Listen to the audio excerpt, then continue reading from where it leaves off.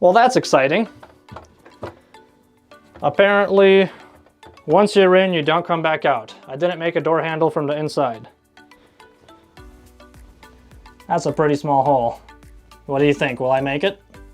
Hey guys, Jay here with Word of Advice TV. A few of you have been asking me, what's that little white shed in my backyard?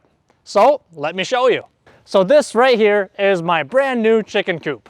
It took me a solid 2 weeks to make, with my father-in-law helping me quite a bit. In fact, we actually made it at his house and then transported it down here, which was quite an ordeal bringing it down.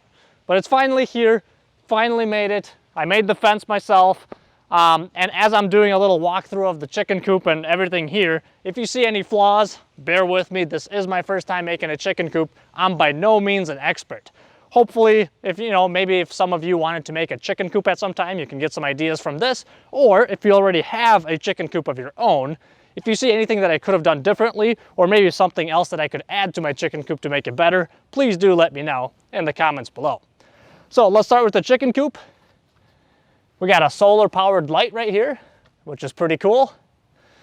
The shingles, you got a drip edge, door lock or a gate lock right here. And as you can see, I have a little wire tied to it. That is actually an emergency release, just in case somebody gets locked in there so they don't have to crawl out of that chicken door inside. And here's the coop inside.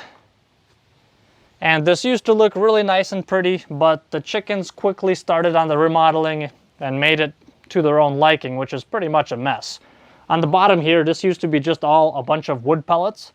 If you add water to them, it absorbs it and becomes bigger. It's very water absorbent and moisture absorbent, which is great for their poop and whatever else mess they make. This hay, this was not here at all. They actually threw that out of their nests. So yeah, kind of a mess. This is complete with base and trim, so it did look nice in the beginning. So there's the feeder, and on the left side you got the drinker, and it actually took me forever to find these things. I went to Home Depot, Menards, Fleet Farm, Walmart, Target, Ace Hardware, and none of them had it. They were all out of stock. I think seriously, like, the coronavirus probably caused like a chicken rush or something, because they're completely out of stock of chicken equipment. Finally, I went to Tractor Supply, and they had the feeders and the drinkers. I got those there.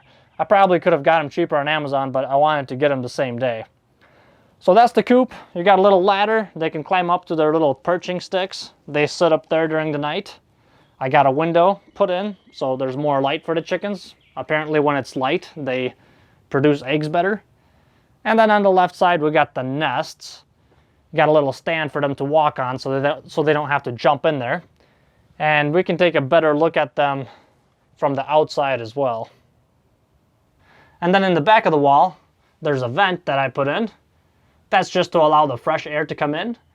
And then on the bottom, the door that they come out of, that's usually open. Sometimes we close it at night.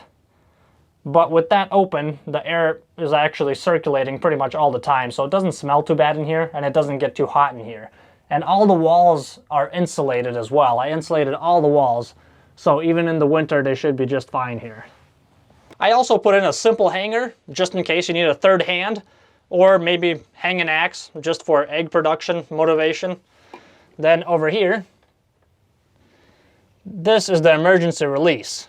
So if you do get locked in here, so that you don't have to try to squeeze your way out of the chicken door, on the bottom, you could just pull on the release, and that will open up the door and you can get out. And on this side, this is where they pay rent. They got their nests right here.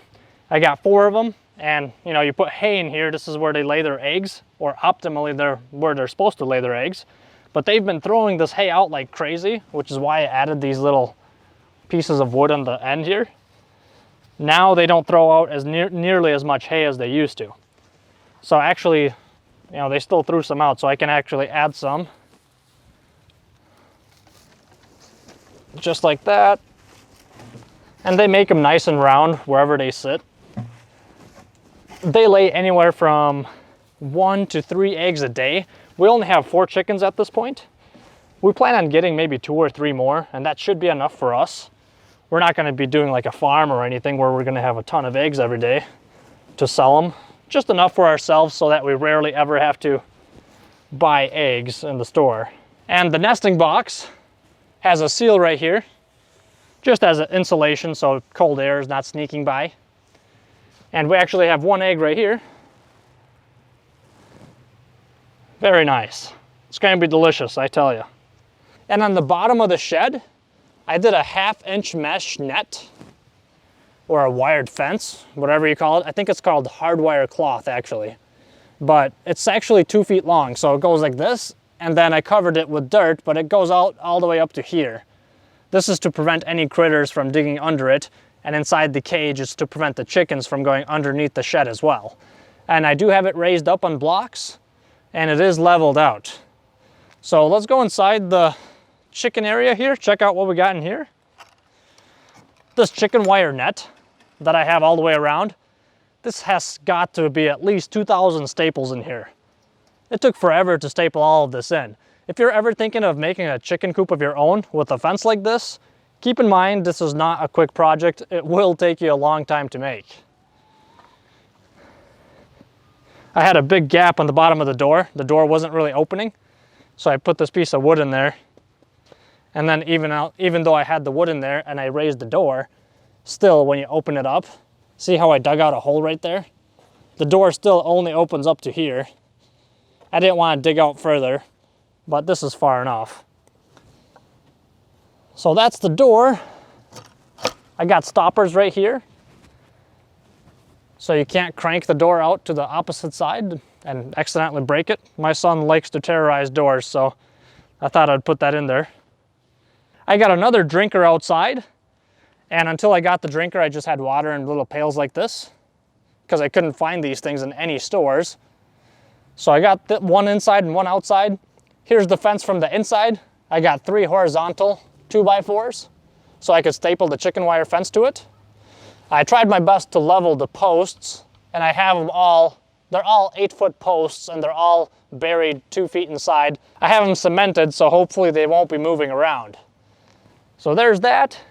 And then behind us, our chickens really seem to like watermelon. So we gave them a half a watermelon. They already ate almost all of it. And other leftover veggies and whatever else we have left over from dinner, we can throw that out here too, and chickens really enjoy it. Any vegetables or fruits. Here's that fence. You can actually see some of it. Because I have a hilly backyard, in the front I only had 1 block, but in the back I actually have 2 blocks. That's how much of a hill it is. It goes down. You can see the fence right here. This is the chickens doing their job. They took all this dirt that was on top of it off. Here's their little door. I have a lock right on top. So if I want to close the door, I just open that up and that door just drops down. I'm thinking I'm going to add a little ladder right here, just like the one inside, so they can hop up and get in there. Although until now, they've been jumping out and jumping back in with no problem. So I don't think that's even necessary. Also, close that back up. And I think once the chickens get used to being in here, I'll probably occasionally just open this door and let them roam around the whole entire backyard. I think they're gonna love that. And here's the vent in the back. You can actually close it and open it from inside and outside. So if it's really cold outside, I probably want to close that up. And in the back, this is the highest point off the ground. So the net only comes up to here. This whole area is a big rectangle, and it's about 24 by 16 feet. So it's a pretty big area, and just this alone is enough room for them to walk around and have a great time. But like I said, I do want to let them out because that's going to be pretty cool, just watching the chickens walk around. I also have a big pond after my backyard, so maybe they can go check it out there and make some friends with ducks or swans or whatever else is over there. However, I do hope they're not going to meet any hawks or weasels or owls or anything like that. And I just convinced my wife that we were locked in.